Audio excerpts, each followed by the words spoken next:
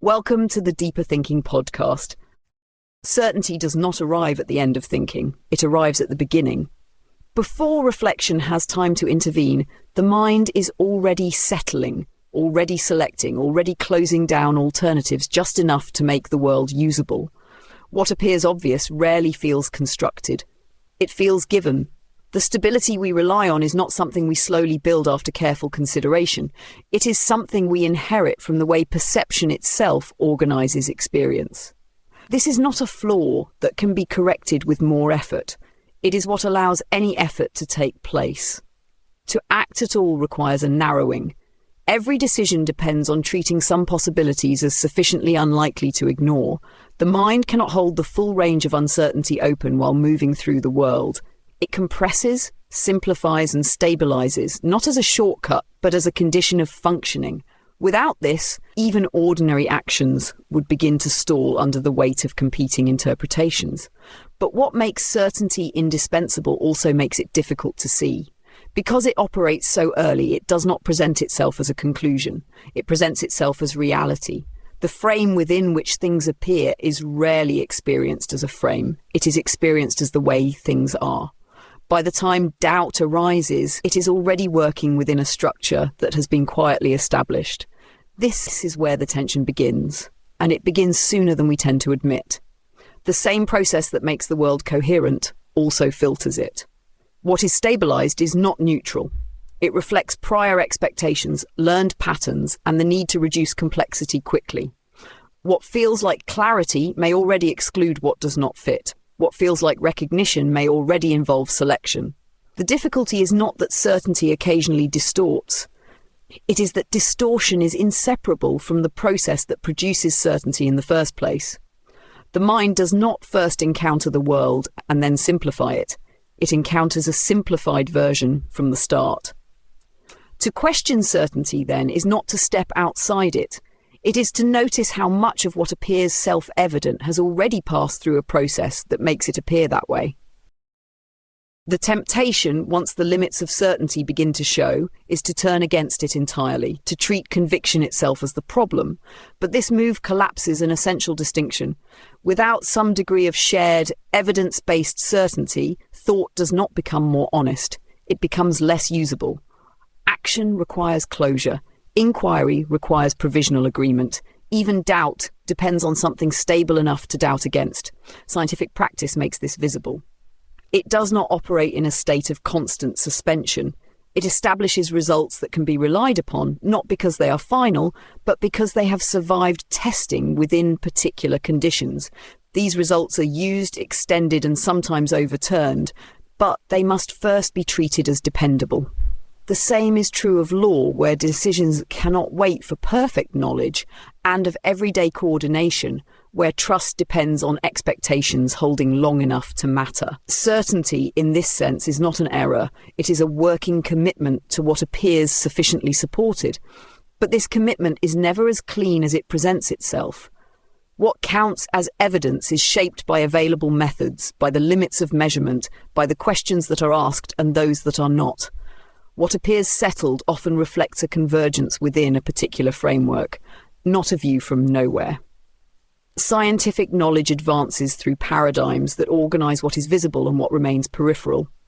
Agreement is achieved, but it is also structured. This does not undermine the value of evidence. It places pressure on how it is held. The risk is not in trusting well-supported claims, but in forgetting the conditions that made them persuasive. When the processes that generated a belief recede from view, the belief itself begins to appear self-sufficient. It no longer feels like a conclusion reached through method and constraint. It feels like something that simply is. At that point, certainty shifts. It is no longer accountable in the same way.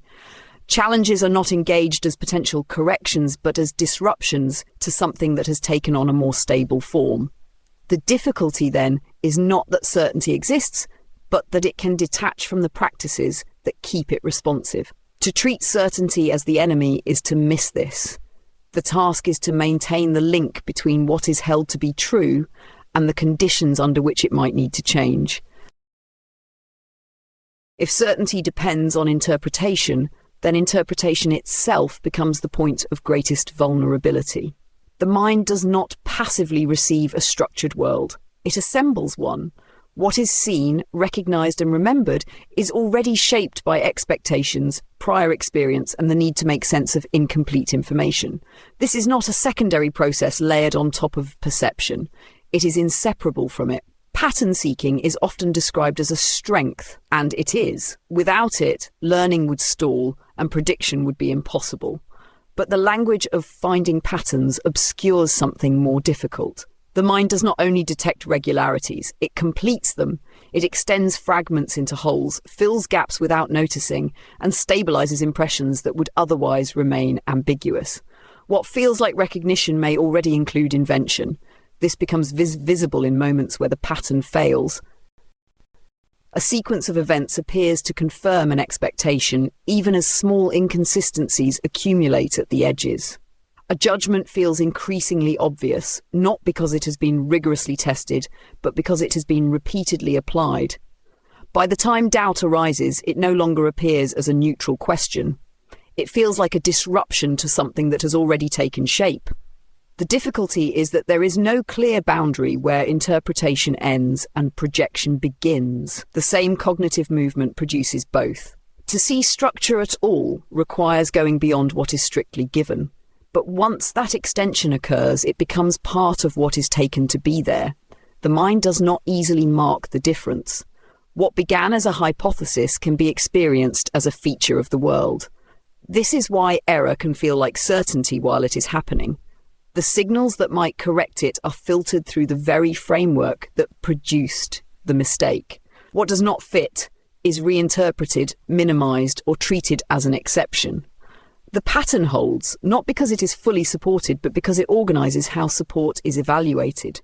To rely on interpretation is unavoidable, but it means that understanding is always taking place from within a structure that is partly constructed and not fully visible. The risk is not only that we get things wrong, it is that we often do not encounter our errors as errors at all. An interpretation rarely announces itself as provisional. It begins as a response to a situation, a way of making sense of something that would otherwise remain unclear. At first it is light, adjustable, one explanation among others. It works because it reduces uncertainty enough to allow movement. But what begins as a useful simplification does not remain in that state for long. The more often it is used, the more it becomes the default way of seeing. Repetition is the first step in this transition. A pattern that appears to hold is applied again, not because it has been proven beyond doubt, but because it has worked before. Each reuse carries less hesitation. What was once considered becomes assumed. Alternatives are not actively rejected. They simply fail to appear. The interpretation moves from being one possible account to the background condition of understanding. From here, reinforcement takes over. Social environments reward consistency. Agreement signals belonging. Institutions depend on stable frameworks to function. Within these contexts, an interpretation is not only reused, it is supported, echoed, and normalized. The cost of deviation increases, often subtly. Questioning what has become standard can appear unnecessary, disruptive, or even disloyal. What began as a cognitive shortcut becomes embedded in collective practice. At a certain point, the interpretation crosses a threshold. It is no longer experienced as an interpretation at all. It becomes part of identity. To hold it is not simply to believe something about the world, but to locate oneself within it. Revision now carries a different weight. It is no longer a matter of updating a view. It begins to feel like a loss of coherence, a disruption of self, or a break from a group that provides stability. This is where rigidity emerges, not as a deliberate refusal to think, but as a consequence of accumulated reinforcement.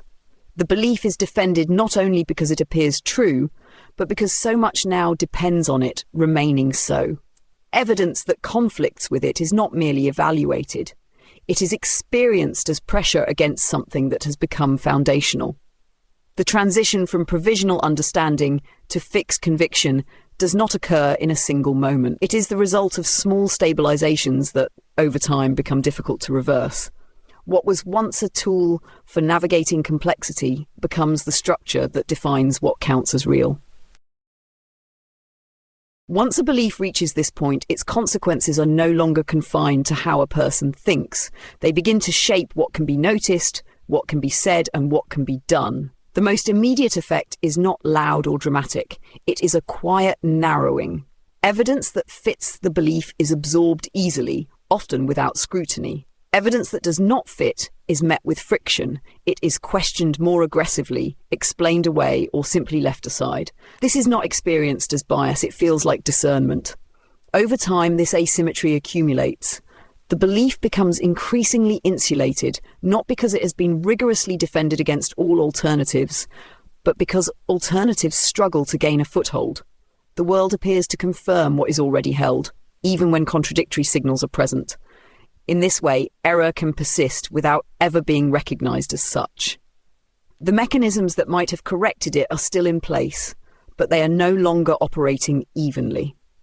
This has consequences beyond individual judgment. In collective settings, unrevisable beliefs tend to organize around agreement rather than accuracy. Dissent is no longer treated as a resource for improvement, but as a disruption to coherence. Questions that might have revealed a limitation are reframed as challenges to legitimacy. The group becomes more certain, but less responsive. What is lost is not just alternative viewpoints, but the capacity to adapt when conditions change. The cost becomes visible when decisions carry weight. Policies built on unexamined assumptions can fail in ways that are difficult to correct once implemented. Scientific claims treated as settled before they are secure can misdirect attention and resources.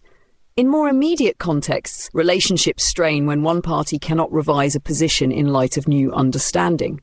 What began as confidence becomes inflexibility, and inflexibility begins to produce avoidable harm. None of this requires malice. It follows from the structure of belief once it is no longer answerable to what might challenge it. The problem is not that people hold convictions, but that those convictions can become closed systems. When that happens, the very capacity that once enabled understanding begins to limit it, and the consequences extend outward into decisions that affect more than the person who holds them. If the failures of rigid belief are clear, the temptation is to loosen the grip entirely, to treat all claims as provisional in a way that dissolves their authority. But once certainty is weakened too far, a different kind of instability emerges. Without some shared sense of what counts as reliable, coordination becomes strained. Disagreement no longer operates within a common frame. It begins to fracture that frame itself. In practice, everyday cooperation depends on more agreement than is often acknowledged. Facts are assumed, methods are trusted, and interpretations are stabilized long enough to allow joint action. Scientific inquiry depends on shared standards of evidence. Legal systems rely on agreed procedures for establishing what is the case. Public life, at its most basic level, requires a background of mutual intelligibility. Without this, discussion turns into parallel assertions rather than meaningful exchange. Yet this shared reality is not as solid as it appears. What is accepted as evidence, which voices are treated as credible, and which interpretations are given weight, are not fixed independently of human influence. They are shaped by institutions, by historical context, by access to resources, and by prevailing norms. Agreement is achieved, but it is also maintained. Certain views become dominant not only because they are well supported, but because they are reinforced through systems that give them continuity. This introduces a tension that cannot be resolved by choosing one side. If shared reality is treated as unquestionable, it risks becoming the very rigidity the argument has warned against. If it is treated as entirely constructed, it loses the authority required to guide action. The difficulty lies in recognizing that shared understandings are both necessary and contingent. They enable coordination, but they remain open to challenge, even when that challenge is difficult to accommodate. The danger is not disagreement itself, but the erosion of a common ground on which disagreement can occur productively. When that ground weakens, competing claims no longer meet in a space where they can be evaluated. They exist side by side without resolution, each sustained by its own sources of reinforcement. In such conditions, neither certainty nor openness functions well. What is needed is not the abandonment of shared reality, but a way of holding it that allows it to remain responsive to what might unsettle it. What begins to emerge from this tension is not a rejection of certainty, but a different way of inhabiting it. Not a weaker form, but a more demanding one. Disciplined openness is not the absence of conviction. It is the ability to hold conviction in a way that remains answerable to what might revise it. This sounds straightforward in principle, but in practice it requires a sustained effort against the natural tendencies of thought. To hold a belief with discipline is to remain aware of the conditions under which it was formed. It means recognizing the evidence that supports it, the assumptions that shape it, and the limits within which it is likely to hold. This does not require constant doubt in the sense of hesitation before every decision. Action still depends on commitment, but that commitment carries with it a readiness to be unsettled when new information arrives, especially when that information does not fit easily. This is where openness becomes more than a general attitude. It becomes selective and structured. Not all challenges are equally strong, and not all revisions are warranted. Disciplined openness does not treat every alternative as equally plausible. It weighs them, tests them, and allows stronger evidence to exert pressure. The difficulty lies in maintaining this responsiveness without collapsing into defensiveness or, at the other extreme, into a form of permanent suspension where no belief is held firmly enough to guide action. There are boundaries to this posture.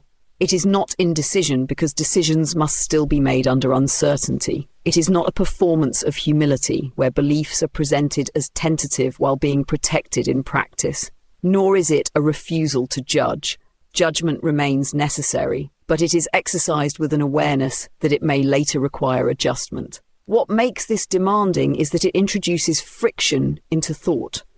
Conviction becomes something that must coexist with the possibility of its own revision. This can feel unstable, particularly when beliefs are tied to identity or supported by a wider group. To remain open under these conditions is not simply an intellectual exercise. It requires a willingness to tolerate the strain of holding something that is both relied upon and not fully secure. Disciplined openness, then, is not a resting point. It is an ongoing practice of keeping belief connected to what might yet challenge it, without losing the ability to act in the meantime. Even when this discipline is taken seriously, it does not resolve the tension it is meant to manage. To live with provisional truths is not to find a stable position between certainty and doubt. It is to move within a space where both remain active, sometimes uneasily. What emerges is not balance, but a kind of ongoing negotiation with the limits of one's own understanding. There is a temptation at this point to treat this condition as a form of maturity that can be achieved and then maintained, as if once a person recognizes the need for openness, the problem is largely solved. But the same processes that harden belief do not disappear. They reappear within this more reflective stance. A commitment to openness can itself become fixed. It can turn into a posture that resists challenge in subtler ways, presenting itself as flexible while quietly maintaining its own boundaries. This is most visible when openness becomes identity. To see oneself as someone who is always willing to revise can create its own form of resistance. Certain kinds of conviction begin to feel suspect not because they are unwarranted, but because they appear too firm. In this way, the effort to avoid rigidity can produce a different kind of constraint where the appearance of openness takes precedence over the demands of the situation. What this suggests is that there is no final position from which the problem disappears. The relationship between certainty and revision must be managed repeatedly in different contexts under different pressures. What counts as sufficient evidence shifts. What feels settled can become unstable. What once seemed uncertain can become reliable through continued testing. The movement is not linear, and it does not converge on a point of rest. To live well under these conditions is not to eliminate error, but to remain exposed to its possibility without being paralyzed by it. It is to allow beliefs to guide action while keeping them connected to what might unsettle them. This does not guarantee accuracy, and it offers no permanent resolution. It places a different kind of demand on thought. Not that it be free from certainty, but that whatever certainty it holds remains answerable to the world it seeks to understand.